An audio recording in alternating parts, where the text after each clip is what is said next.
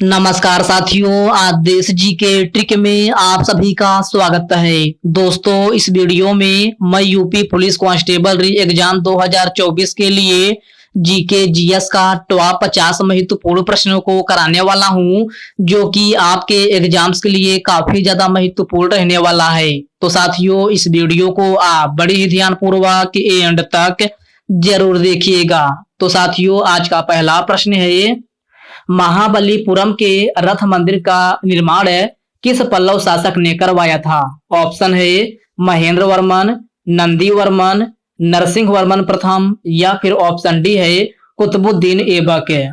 तो साथियों, महाबलीपुरम के रथ मंदिर का निर्माण जो है नरसिंह वर्मन प्रथम ने करवाया था। राइट आंसर ऑप्शन सी हो जाएगा, नरसिंह वर्मन प्रथम। नेक्स्ट क्वेश्चन है, भारत के राष्ट्रीय विकास परिषद का अध्यक्ष कौन होता है? राष्ट्रपति, प्रधानमंत्री, उपराष्ट्रपति, या फिर मुख्य सचिव? तो साथियों, भारत के राष्ट्रीय विकास परिषद का अध्यक्ष जो है प्रधानमंत्री होता है। राइट आंसर ऑप्शन बी हो जाएगा, प्रधानमंत्री। ओके फ्रेंड्स, नेक्स्ट क्वेश्चन है, कौन सी खाड़ी भारत और श्रीलंका को एक दूसरे से अलग करती है? तो साथियों, इस प्रश्न का राइट आंसर ऑप्शन डी हो जाएगा, मन्नार की खाड़ी। मन्नार की खाड़ी जो है यह भारत और श्रीलंका को एक दूसरे से अलग करती है। तो प्रश्न नंबर 3 का करेक्ट आंसर ऑप्शन डी हो जाएगा। अगला प्रश्न है, भारतीय पर्यटन के स्वर्णिम त्रिभुज में सम्मिलित शहर कौन सा है? तो मेरे प्यारे साथियों, भारतीय पर्यटन के स्वर्णिम त्रिभुज में सम्मिलित शहर जो है आगरा, दिल्ली और जयपुर है। राइट आंसर ऑप्शन सी हो जाएगा, आगरा, दिल्ली और जयपुर। ओके फ्रेंड्स, इसको आप अच्छे से जरूर याद रखिएगा। नेक्स्ट क्वेश्चन है, किलिमंजारो पर्वत श्रृंखला किस महाद्वीप में स्थित है? अफ्रीका महाद्वीप, ऑस्ट्रेलिया महाद्वीप, एशिया महाद्वीप, या फिर ऑप्शन डी है इनमें से कोई नहीं? तो साथियों, किलिमंजारो पर्वत श्रृंखला जो है आपका यह अफ्रीका महाद्वीप में स्थित है। राइट आंसर ऑप्शन ए हो जाएगा, अफ्रीका महाद्वीप में।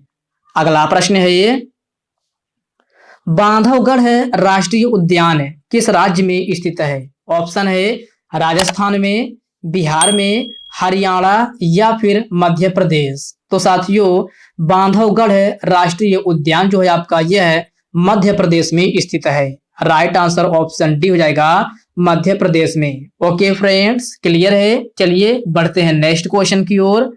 नेक्स्ट क्वेश्चन आपसे पूछा गया है, पासी कोंको किस राज्य का लोक नृत्य शैली है? तो मेरे प्यारे साथियों, पासी कोंको जो है आपका यह है अरुणाचल प्रदेश का लोक नृत्य शैली है। राइट आंसर ऑप्शन डी हो जाएगा, अरुणाचल प्रदेश। नेक्स्ट क्वेश्चन है, असम का शोक किस नदी को कहा जाता है? ऑप्शन है कोसी नदी, कृष्णा नदी, ब्रह्मपुत्र नदी, या फिर ऑप्शन डी है गंगा नदी? तो साथियों, असम का शोक जो है ब्रह्मपुत्र नदी को कहा जाता है। राइट आंसर ऑप्शन सी हो जाएगा, ब्रह्मपुत्र नदी को। ओके फ्रेंड्स, नेक्स्ट क्वेश्चन है, वैतरणा परियोजना किस राज्य में अवस्थित है? तो साथियों, आपको बताना है कि वैतरणा परियोजना किस राज्य में अवस्थित है। तो इसका ऑप्शन है तमिलनाडु, महाराष्ट्र, झारखंड, या फिर राजस्थान में? तो साथियों, वैतरणा परियोजना जो है आपका यह है महाराष्ट्र में अवस्थित है। तो प्रश्न नंबर 10 का करेक्ट आंसर ऑप्शन बी बन जाएगा। ओके फ्रेंड्स, क्लियर है? चलिए बढ़ते हैं नेक्स्ट क्वेश्चन की ओर। नेक्स्ट क्वेश्चन आपसे पूछा गया है, सूर्य की किरणों की तीव्रता किसके द्वारा मापी जाती है? एक्टिवेटर, ऑडियोफोन, सिस्मोग्राफ, या फिर स्ट्रोबोस्कोप? तो साथियों, सूर्य की किरणों की तीव्रता आपसे पूछा गया है कि किसके द्वारा मापी जाती है। तो साथियों, यह जो है आपका एक्टिवेटर के द्वारा मापी जाती है। किसके द्वारा? एक्टिवेटर के द्वारा। तो प्रश्न नंबर 12 का करेक्ट आंसर ऑप्शन बी बन जाएगा। अगला प्रश्न है, भारत के किस नगर को सिलिकॉन वैली कहा जाता है? तो साथियों, आपको बताना है कि भारत के किस नगर को जो है सिलिकॉन वैली पूछा गया है, किस नगर को कहा जाता है? तो साथियों, यह जो है आपका बेंगलुरु को कहा जाता है। राइट आंसर ऑप्शन बी हो जाएगा, बेंगलुरु। ओके फ्रेंड्स, इसको आप अच्छे से जरूर याद रखिएगा। आपसे पूछा जाए कि भारत के किस नगर को सिलिकॉन वैली कहा जाता है, तो आपका करेक्ट आंसर ऑप्शन बी हो जाएगा, बेंगलुरु। नेक्स्ट क्वेश्चन है, किस पर्वतीय स्थल को सतपुड़ा की रानी कहते हैं? इसका ऑप्शन है पंचमढ़ी, नीलगिरी, महेंद्रगिरी या फिर ऑप्शन डी है इनमें से कोई नहीं। तो साथियों, सतपुड़ा की रानी जो है आपका यह पंचमढ़ी को कहा जाता है। किसको? पंचमढ़ी को। अर्थात इस प्रश्न का करेक्ट आंसर ऑप्शन ए हो जाएगा। विटामिन ई का रासायनिक नाम क्या होता है? रेटिनॉल, टोकोफेरॉल, राइबोफ्लेविन या फिर थायमीन। तो साथियों, विटामिन ई का रासायनिक नाम जो है टोकोफेरॉल होता है। राइट आंसर ऑप्शन है बी हो जाएगा, टोकोफेरॉल। ओके फ्रेंड्स, इसको आप अच्छे से जरूर याद रखिएगा। चलिए बढ़ते हैं नेक्स्ट क्वेश्चन की ओर। नेक्स्ट क्वेश्चन आपसे पूछा गया है, लाफिंग गैस जिसे हंसाने वाली गैस कहा जाता है का रासायनिक नाम क्या होता है? तो साथियों, लाफिंग गैस अर्थात हंसाने वाली गैस का रासायनिक नाम आपसे पूछा गया है, तो आपको बताना है। और इसका ऑप्शन दिया गया है सोडियम ऑक्साइड, क्लोरोएसिटोफिनोन, अमोनियम या फिर ऑप्शन डी है नाइट्रस ऑक्साइड। तो साथियों, लाफिंग गैस का रासायनिक नाम जो है आपका नाइट्रस ऑक्साइड होता है। तो प्रश्न नंबर 18 का करेक्ट आंसर ऑप्शन डी बन जाएगा। और साथियों, नाइट्रस ऑक्साइड का रासायनिक सूत्र क्या होता है? तो साथियों, यह N2O होता है। क्या? N2O, जिसे नाइट्रस ऑक्साइड कहते हैं और इसी को जो है लाफिंग गैस के नाम से भी जाना जाता है। निम्न में से साधारण नमक का रासायनिक नाम क्या होता है? Sodium carbonate, sulphur oxide, sodium chloride या फिर इनमें से कोई नहीं। तो साथियों, साधारण नमक का रासायनिक नाम आपसे पूछा गया है, तो साधारण नमक का रासायनिक नाम जो है सोडियम क्लोराइड होता है। राइट आंसर ऑप्शन सी हो जाएगा, सोडियम क्लोराइड, जिसका रासायनिक सूत्र जो है NaCl होता है। क्या? NaCl। विश्व व्यापार संगठन का मुख्यालय कहाँ स्थित है? जिनेवा, लखनऊ, न्यूयॉर्क या फिर कोच्चि। तो साथियों, विश्व व्यापार संगठन का मुख्यालय आपका जिनेवा में स्थित है। तो प्रश्न नंबर 20 का करेक्ट आंसर ऑप्शन ए हो जाएगा। निम्न में से आवर्त सारणी के पितामह कौन है? तो साथियों, आवर्त सारणी का पितामह जो है किसको माना जाता है? तो मेंडलीफ को माना जाता है। राइट आंसर ऑप्शन सी हो जाएगा, मेंडलीफ। अगला प्रश्न है ये, रेडियम की खोज किसने किया था? तो मेरे प्यारे साथियों, आपको बताना है कि रेडियम की खोज किसने की थी। तो रेडियम की खोज जो है आपका यह है मैडम क्यूरी ने की थी। राइट आंसर ऑप्शन सी हो जाएगा, मैडम क्यूरी। निम्नलिखित में से कौन सा तरल अधातु है? ऑप्शन है ब्रोमीन, मरकरी, जल या फिर एल्कोहल। तो साथियों, तरल अधातु पूछा गया है कि कौन सा तरल अधातु है, तो यह आपका ब्रोमीन। ब्रोमीन जो है आपका यह एक तरल अधातु है। तो प्रश्न नंबर 24 का करेक्ट आंसर ऑप्शन ए हो जाएगा। खाने का सोडा का रासायनिक नाम क्या होता है? सोडियम क्लोराइड, क्लोरोएसिटोफोनोन, तो सोडियम बाइकार्बोनेट या फिर ऑप्शन डी दिया गया है इनमें से कोई नहीं।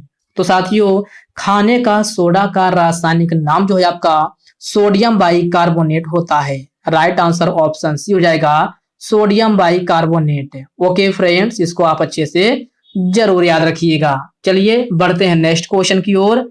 नेक्स्ट क्वेश्चन आपसे पूछा गया है, हम्पी किस नदी के तट पर स्थित है? गोदावरी, बोलगा, नर्मदा या फिर तुंगभद्रा। तो साथियों, हम्पी जो है आपका यह है तुंगभद्रा नदी के तट पर स्थित है। राइट आंसर ऑप्शन डी हो जाएगा, तुंगभद्रा। सबसे प्राचीन वेद कौन सा है? तो मेरे प्यारे साथियों, आप बताना है कि सबसे प्राचीन वेद कौन सा है। तो सबसे प्राचीन वेद आपका ऋग्वेद है। राइट आंसर ऑप्शन डी हो जाएगा, ऋग्वेद। हर्षचरित किसके द्वारा लिखी गई है? बाणभट्ट, कौटिल्य, वाल्मीकि, कालिदास। तो साथियों आपसे पूछा गया है कि हर्षचरित जो है यह किसके द्वारा लिखी गई है, तो साथियों यह जो है आपका बाणभट्ट के द्वारा लिखी गई है।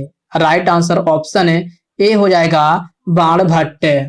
अगला प्रश्न है ये, निम्न में से मुद्रा राक्षस नामक पुस्तक के लेखक कौन है? इसका ऑप्शन है कल्हड़, बाणभट्ट, विशाखदत्त या फिर इनमें से कोई नहीं। तो साथियों मुद्रा राक्षस नामक पुस्तक के लेखक जो है आपका यह है विशाखदत्त है। राइट आंसर ऑप्शन सी हो जाएगा विशाखदत्त।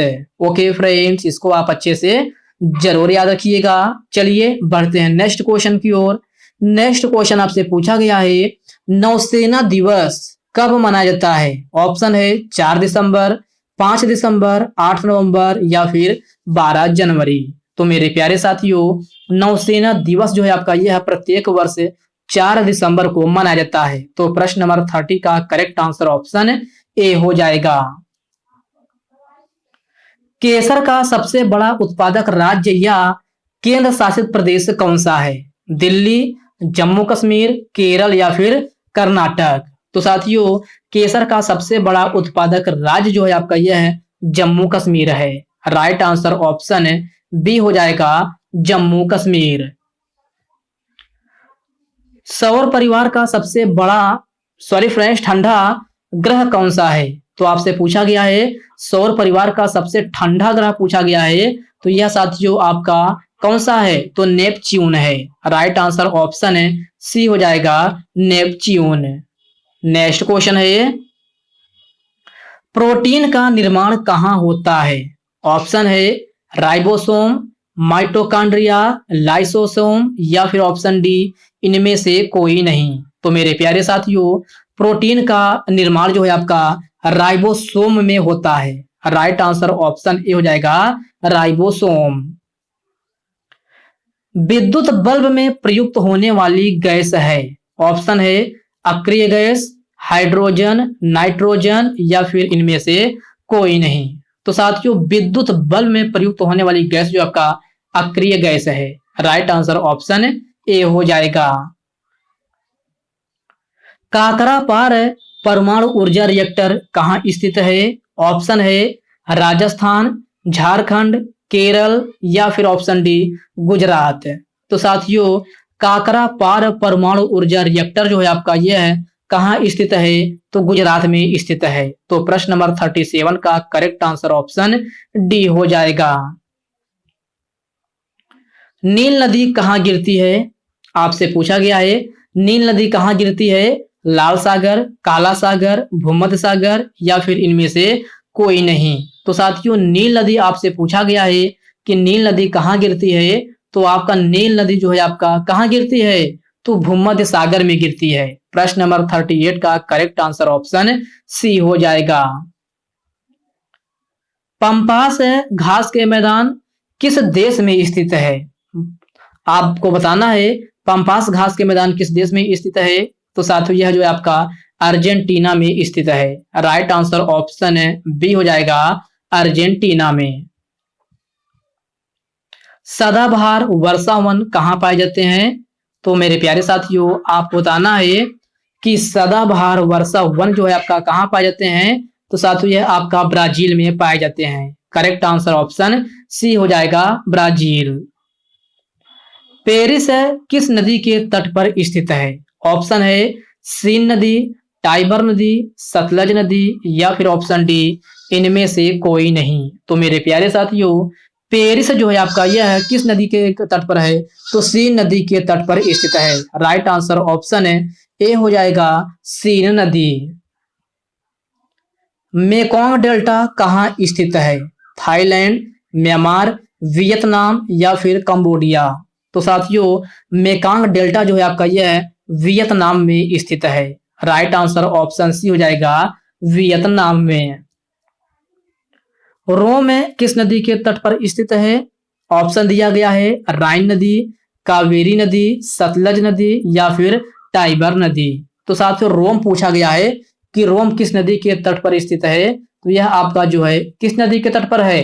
तो टाइबर नदी के तट पर स्थित है। करेक्ट आंसर ऑप्शन डी हो जाएगा टाइबर नदी। कनाडा के मध्य अक्षांशीय घास के मैदान कहलाते हैं? पंपास, प्रेयरी, डाउन्स या फिर इनमें से कोई नहीं। तो साथियों कनाडा के मध्य अक्षांशीय घास के मैदान क्या कहलाते हैं? तो साथियों यह है प्रेयरी कहलाते हैं। क्या? प्रेयरी। तो प्रश्न नंबर 44 का करेक्ट आंसर ऑप्शन बी हो जाएगा। अमेजन नदी निम्न में से किस देश में बहती है? तो ब्राजील में बहती है, फ्रांस में बहती है, कनाडा में या फिर संयुक्त राज्य अमेरिका में। तो साथियों अमेजन नदी जो है आपका यह है ब्राजील में बहती है। राइट आंसर ऑप्शन ए हो जाएगा ब्राजील में। भारत की पहली शास्त्रीय भाषा कौन सी है? तो मेरे प्यारे साथियों आपको बताना है कि भारत की पहली शास्त्रीय भाषा कौन सी है। ऑप्शन दिया गया है उर्दू, तमिल, तुर्की या फिर मराठी। तो साथियों भारत की पहली शास्त्रीय भाषा आपसे पूछा गया है तो आपका करेक्ट आंसर ऑप्शन बी हो जाएगा तमिल, जो कि इसको 2004 ईस्वी में जोड़ा गया था। किसमें? शास्त्रीय भाषा में। क्षेत्रफल की दृष्टि से भारत का विश्व में कौन सा स्थान है? 5वां, चौथा, 8वां या फिर 7वां? तो सभी साथी बताइएगा इसका आंसर। क्षेत्रफल की दृष्टि से भारत का विश्व में कौन सा स्थान है? तो साथियों यह जो है आपका कौन सा स्थान है? तो 7वां स्थान है। करेक्ट आंसर ऑप्शन डी हो जाएगा 7वां। राष्ट्रीय विज्ञान दिवस कब मनाया जाता है? तो मेरे प्यारे साथियों आपको बताना है कि राष्ट्रीय विज्ञान दिवस कब मनाया जाता है। तो साथियों इसका ऑप्शन है 16 मार्च, 14 मार्च, 21 फरवरी या फिर 28 फरवरी। तो साथियों राष्ट्रीय विज्ञान दिवस आपसे पूछा गया है तो यह आपका 28 फरवरी को मनाया जाता है। करेक्ट आंसर ऑप्शन डी हो जाएगा 28 फरवरी। हिंदी दिवस कब मनाया जाता है? कई बार इस क्वेश्चन को बता चुका हूं। 14 सितंबर को आपको जो है हिंदी दिवस मनाया जाता है। तो करेक्ट आंसर ऑप्शन बी हो जाएगा। स्वामित्व योजना कब शुरू हुआ था? 2019 में, 2022 में, 2018 या फिर 2020? तो साथियों स्वामित्व योजना जो है आपका यह कब शुरू हुआ था? तो 2020 ईस्वी में शुरू हुआ था। करेक्ट आंसर ऑप्शन डी हो जाएगा 2020 ईस्वी में। ओके फ्रेंड्स, इसको आप अच्छे से जरूर ध्यान में रखिएगा। निम्न में से कौन सी नदी बंगाल का शोक कहलाती है?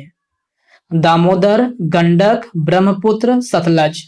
तो बताइए साथियों बंगाल का शोक कौन सी नदी कहलाती है?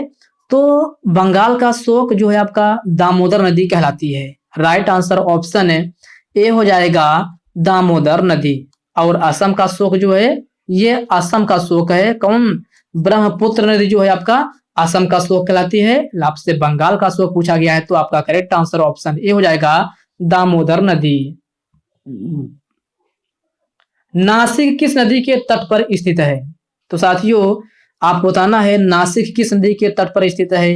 तो साथियों यह जो है आपको इसका ऑप्शन है महानदी, कावेरी नदी, गोदावरी या फिर ऑप्शन डी इनमें से कोई नहीं। तो साथियों इसका करेक्ट आंसर जो है आपका गोदावरी नदी हो जाएगा। नासिक आपका गोदावरी नदी के तट पर स्थित है। करेक्ट आंसर ऑप्शन सी हो जाएगा।